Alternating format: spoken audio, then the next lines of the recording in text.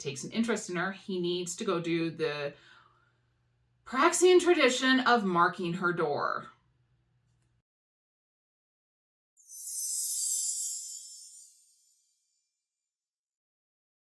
Hello and welcome back. It is so good to see you. And if you're new here, it's really nice to meet you. I'm Monty, and on this channel we talk about all things science fiction and fantasy related, especially when there's a little bit of romance involved. And today I am so excited because we are talking about one of my favorite science fiction romance authors and one of my favorite series by this author. Yes, we are going to talk about a book from the Rizdiverse Tales by none other than Miss Ruby Dixon. It is When She's Fearless. And this is a pretty recent release. This book was released on April 15th, 2023. It is only 78 pages, so it's a novella or a very long short story. Whatever. I mean, regardless, it's a couple-hour read. And in Ruby's own words, this is an insta-love novella that features a heroine who's having fun being reckless and a hero who doesn't know what hit him. All vibes, very little plot. Enjoy. And I will tell you, I did enjoy this, and I'm super excited to talk to you about it and share my thoughts and opinions on this book. So if you've read it, awesome. I'm super happy because we can kind of have a discussion about what we thought about this book. If you haven't read it, I am going to give a brief plot overview. So if you're interested after I talk about it, I seriously encourage you to read it. So without further ado, let's get into it. All right, so let's do a quick plot overview. Pretty much this book opens with our heroine Chelsea, who is a human woman living on Rizda 3. She works a small farm, and of course she is on Rizda 3 because she has been liberated from slavery. And our girl Chelsea finds a strange cat-man alien hanging out or standing in waist-deep water in the stream that runs behind her farm. Chelsea's on her way to go do some fishing, and she comes upon this sight. She's not quite sure what to think of all this. First of all, she has never seen a Praxian before, but she has heard of them, so she is familiar with their race, but just never encountered them. And she absolutely knows all the stigmas behind the race. So she crouches down in the bushes just to kind of, scope it out, see what's going on. And after watching this man for a minute, she thinks that he must be fishing, and in fact that he must be noodling, which is like a way of catching fish with your hands. And as she's watching him stare intently in this water, it's kind of absurd and ridiculous. And even though she has noticed that the alien stranger is quite handsome for an alien, he's got beautiful golden eyes, he's very tall, his fur is orange and cream striped, big barrel chest, big arms. Now granted, he is a little squishy around the middle, but like, who isn't? She does think he's very handsome, but seeing this very tall, handsome man in her stream concentrating very intently on the water proves too much, and she giggles, which then gets the notice of the stranger. So Hrsik is our Praxian hero, and he's not noodling, he's not fishing, he's not trying to do anything but find his ident card. See, he was out with his brother the night before, and his brother had just a little bit too much to drink and decided it would be a fun prank to go ahead and steal his ident card and throw it in the stream. Like, brothers can be the worst, I swear. And unfortunately, until he gets his ident card back, Hrsik can't go to work. He can't do very much of anything. He definitely can't leave the planet if he wanted to, so he needs to find it. He would be stuck without it. So when he takes notice that there is someone around, he calls out to them, and what's a girl to do but, introduce herself and ask how the fishing's going, and that's exactly what Chelsea does. Hrsik quickly tells her that he's not fishing, that he is in fact looking for this ident card, and Chelsea offers to help him by running back to her home and grabbing a net so they can dredge the bottom of the stream. I mean, like, her day of fishing's been ruined anyway, so hanging out with a big grumpy stranger could be just as interesting, if not more so. Now, Hrsik is a contracted construction worker. He's here on Rizda 3, building some stuff for Lord of Arin, and hey, Varric, he's my favorite. And when Hrsik is greeted by what he sees as a very pretty human, he's of two minds. First, she's really pretty, and he likes her sunshine-filled energy and her smiles, but he's also very nervous because as an alien contractor, he's been through many hours of training about how he is not supposed to approach the human women. He knows that Rizda 3 is a refuge for humans that have been subjected to the worst treatment, often at the hands of his own race, and he knows that his job and future prospects of work depend on not getting into any trouble on this planet. But when Chelsea offers to help him and run us back to her house to get the net, he doesn't really think she's going to come back. Like, he's not unaware of the stigma that the Praxians have with other aliens, and especially with humans. But to his surprise, she does come back, and she finds his card. Now, during their entire interaction, Hrsik is, of course, on his best behavior, but he can't help but flirt just a little bit. I mean, she's all smiles and giggles, and Chelsea surprises him again by flirting back with him. So after Hrsik gets his ident card back, he goes back to his job site, goes through his full day of work, and when he is in his barracks with his brother Juru, their conversation naturally drifts to the fact that Hrsik met a very pretty human female. And Juru tells Hrsik that if he wants to make sure that no other male kind of pursues Chelsea, it takes an interest in her, he needs to go do the Praxian tradition of marking her door. Now, so this whole tradition of Praxian males marking the door of their intended to ward off other Praxians, and I think also other aliens in general, from pursuing their interests, the person they're interested in. Yeah, it's creepy. It's gross and it's creepy, but it's what they do, right? So we kind of have to just go along with the fact that, yeah, it's creepy, but it's a tradition in their culture and in their race. And it is it's creepy because not only is it gross physically, but also they do this before before their intended has any say in it. Like, they'll mark the door, and then it's up to their intended to either say, yes, I'm interested in you and return that interest, or to then tell them nah, and then I guess the intended's the one that has to watch the door. Like, regardless, needless to say, no one's going to try to court anyone that has a Praxian marking on their door while it's there, right? And so until they refuse them, no one's going to court them. So the next morning, Chelsea is up early. It's a beautiful sunny day, and she has decided that she's going to get herself all looking cute, head down to the stream, and do some fishing. And maybe with just a little bit of luck, she might just meet Hrsik again. And even though she knows that it's silly, that she's thought about him all night, and it's the first interaction she's had in 2 years, and in her words, it was nice to flirt with someone and to be flirted with. However, before she can even make it out her door, her perimeter alarm goes off, and when she cues up the video, she sees those familiar orange and cream stripes kind of hunched over, on the camera.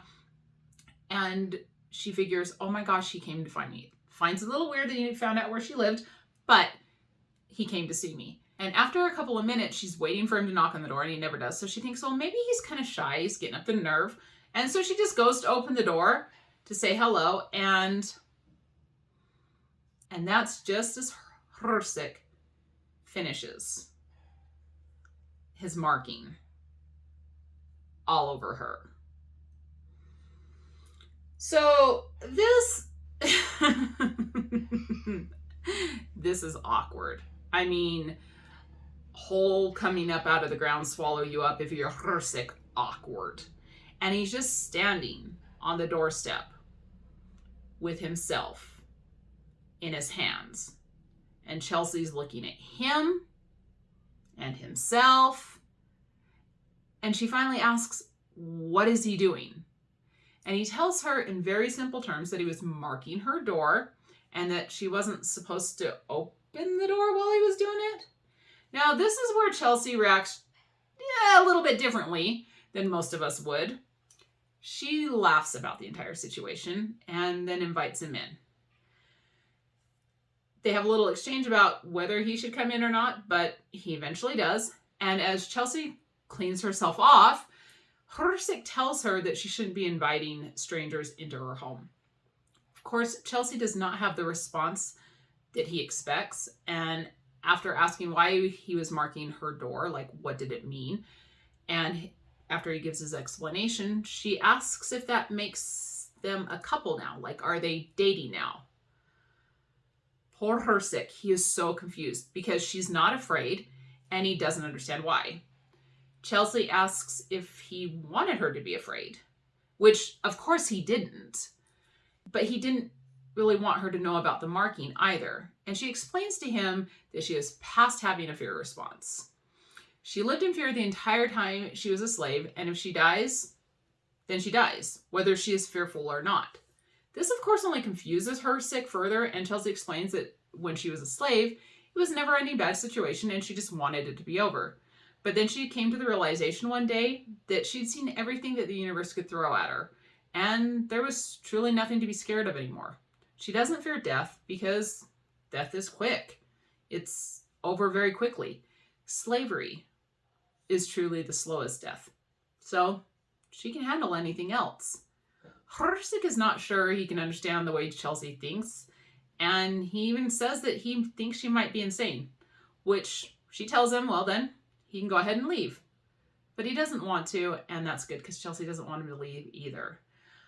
But unfortunately, Horsik does have a job to do, and so he has to go to work. But Chelsea, of course, invites him to dinner that night. At work, Horsik tells his brother the entire story, and Joru is pretty much convinced that Chelsea must be a Praxian because her response to the whole ordeal was exactly how a Praxian would react. But Horsik is unsure what he should do and how he should respond to Chelsea inviting him to dinner. See, Horsik is already catching feelings, and he's starting to have this whole imagined relationship in his head, but thank goodness for good old Joru, because he tells his brother that maybe he's overthinking things a little bit, and maybe, just maybe, Chelsea knows that he's only going to be there for a short time and is just looking to get some needs met and have some carefree fun while they're stationed here. Joru also tells Horsik to go with whatever she wants and to enjoy himself. And by the way, also inform the custodians that you're dating a human woman just so we don't have any problems. So Chelsea has this whole night planned. So after reassuring the port custodians that she is indeed dating Horsik, she is waiting for him with a meat pie in the oven and her cutest little outfit on. She is feeling herself and she knows she looks cute. Horsik brings in a bottle of wine as a gift for her, and he ends up loving her cooking. After dinner, they talk about where they grew up and they exchange childhood stories. However, Chelsea's got a goal in mind. She explains that, she's thinking about going fishing in the morning and that she would like Horsik to come with her. He says that, yeah, he absolutely could. He could borrow a sled and come by early the next day. And she offers the alternative that he could simply stay the night. Horsik, being the gentleman he is, states that he likes her and he is willing to wait for her to be ready for that. And Chelsea tells him that she was ready for that an hour ago. And and here's where we get our first steamy, spicy scene.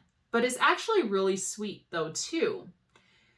See, because this is when Horsik first fully sees Chelsea in all her glory.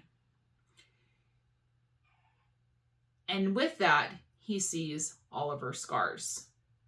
The ones from the stun sticks, the ones from a whip, and the fact that her body is covered with them. Chelsea waits to see if he can move past the existence of the scars like she has. But Horsik still wonders if after all that she's been through, how can she trust him?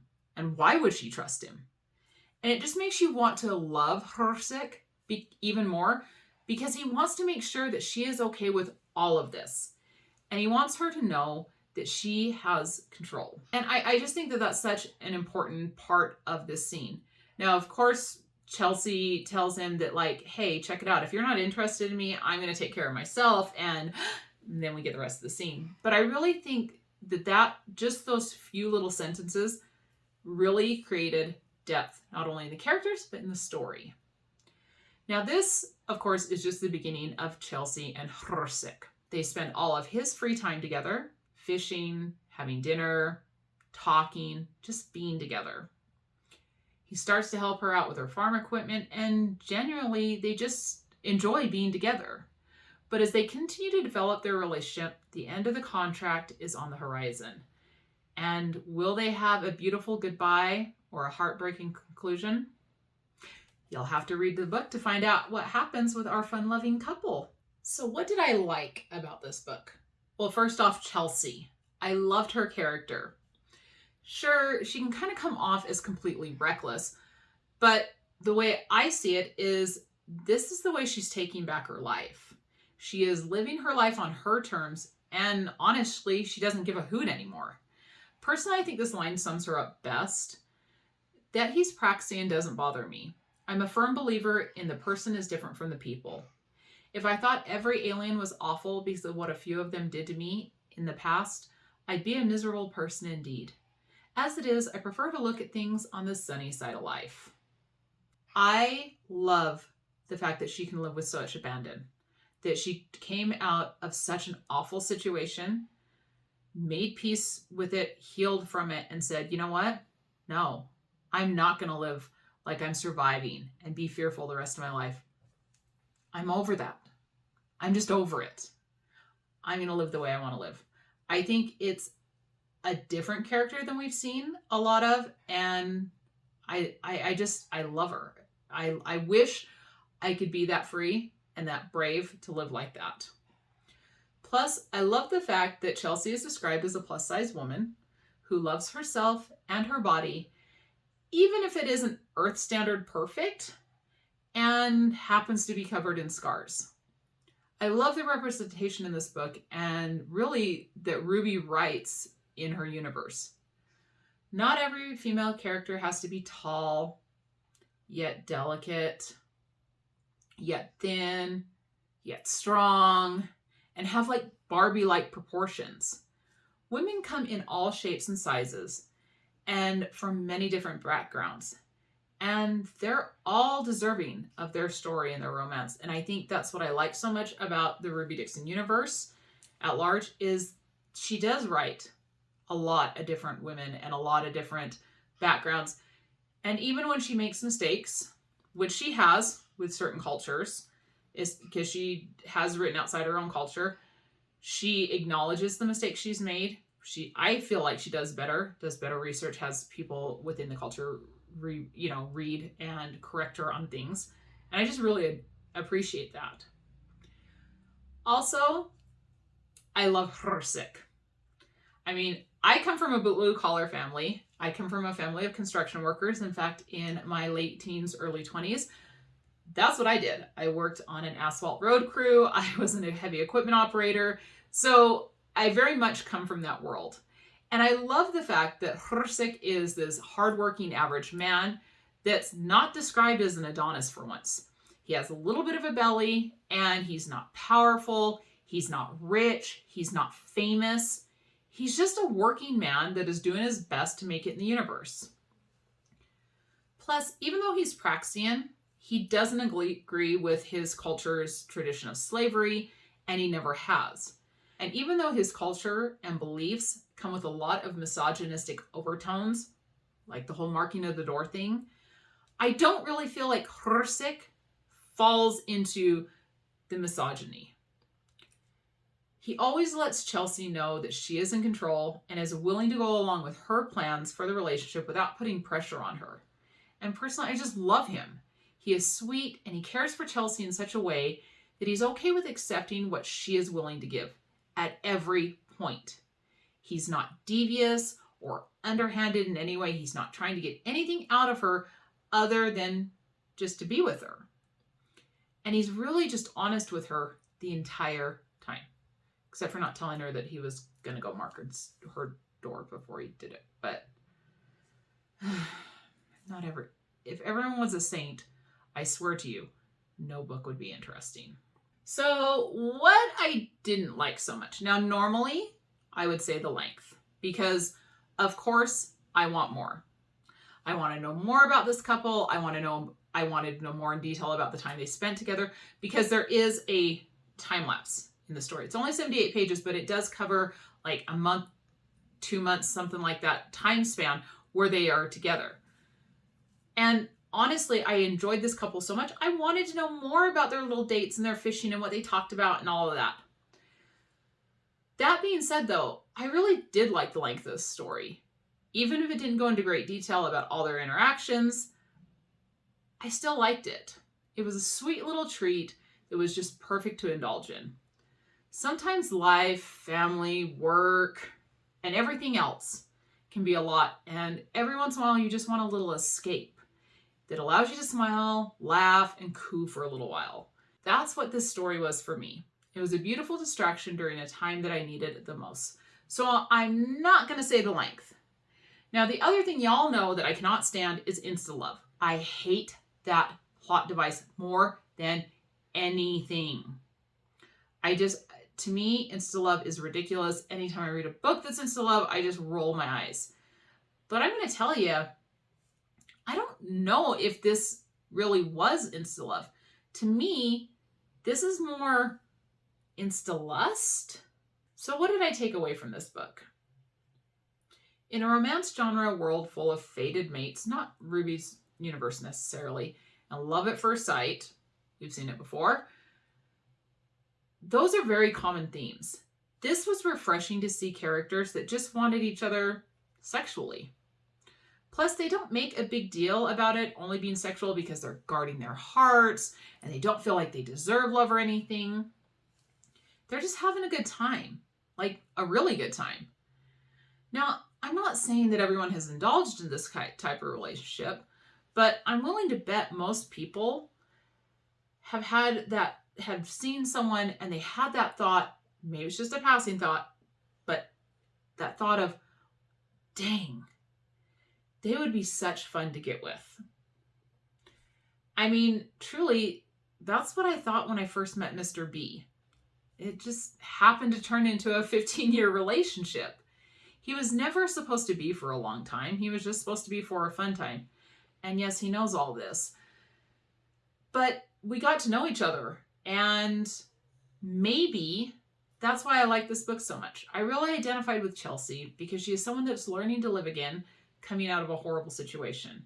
She has taken some time to heal and find herself and her direction, and she is ready to live life. And even though this story does end with a happily ever after, which is awesome and wholesome, and I love it, it's really a story about people having fun and getting to know each other along the way. When we think of classic love stories and romance tales, we think of like the meet cute and getting to know the characters, how the characters spend time together and they overcome some kind of adversity. You know, they have their dark night of the soul, and then they ultimately end up together. And that's a tale as old as time. And it's kind of what we're taught to live in real life. Meet someone, go on some dates with them, hang out with them, get to know them, their friends, their family, and then get married. Or as like all the popular women's magazines, Cosmopolitan, will tell you, make sure you go on X amount of dates before you get physical with someone. And there's nothing wrong with that. And there's nothing wrong with living by those kind of guidelines or whatever you determine is right to start relationships. I just think this book presents another scenario and says, hey, this may not be traditional, but no shame. And to me, that's what the real message of this book is. Don't feel shame for you. Things that you do that don't hurt another living soul, don't hurt you, really shouldn't carry shame. And you should just live life on your terms. In real life, I would add the whole disclaimers about, do no harm to yourself, do no harm to others, make sure you're safe, use protection, know your status, and always communicate with your partner. But never feel shame for not having a classical love story in every relationship you have. When you take slice of life stories like these as a whole in the Ruby Dixon universe, you will see so many different types of relationships, and they all have different origin stories. And I think that's why I love these books so much. Whether it's friends to lovers, enemies to lover, insta love, love at first sight, whatever. There are many different stories in books, and they reflect the many different stories of real life people. So I think the real message of this book is don't hold on to shame. If you're not hurting anyone, you're not hurting yourself, don't hold on to shame and live your life fearlessly. So in conclusion, I give this book 5 stars. I absolutely loved it. It is a super short read, but it is a ton of fun. And sometimes that's all you want is just a little bit of fun for a little while. And then you go back to all your responsibilities and your adulting. I absolutely do recommend this book. And please let me know, have you read When She's Fearless? Did you like it? Did you see it the same way I did? Or did you have a different take on it? I'd love to have a discussion with you down in the comments down below. And if you did enjoy this video, please do consider giving me just a little bit of love on this channel. You can go ahead and give me a thumbs up, give me a little like, and if you'd like to see more from me, you can always hit that subscribe button down below so you always know when I post. And until next time, as always, take some time for yourself and love you. Bye.